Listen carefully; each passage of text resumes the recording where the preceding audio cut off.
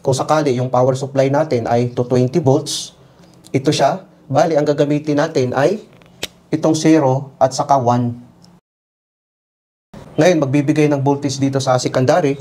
Paglagyan natin to ng voltage, no? Itong 220 volts. Ngayon guys, kung ang power supply natin ay 380 volts, iganyan natin guys, magbibigay siya ngayon ng ganun pa rin. 6 volts, 12 volts, 24 volts, 10 volts, to 20 volts. Ito kasi yung common, tas 380 volts. Magbibigay pa rin ito ng voltage na ganito.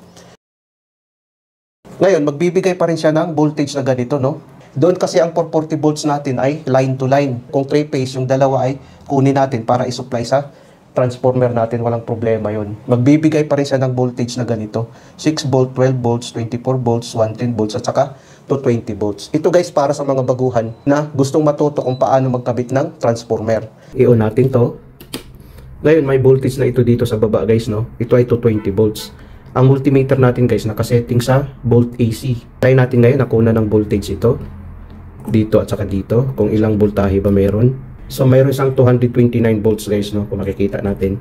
Dito naman guys, magbibigay ito ng voltage din sa baba. 11 at saka 12 ay 6 volts, no? Kung makikita natin, magbibigay siya ng 6 volts.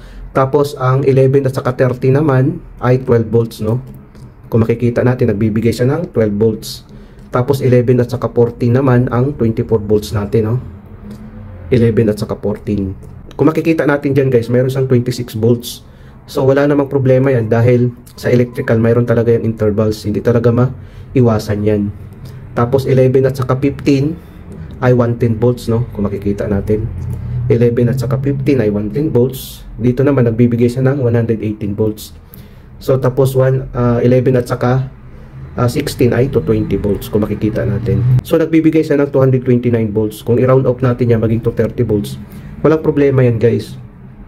Kahit to 20 volts man o to 230 volts, walang problema yan dahil ang sa voltage kasi, hindi talaga yan as in accurate talaga. Mayroon talaga yung intervals. Itong secondary natin, dito natin ilagay yung load natin.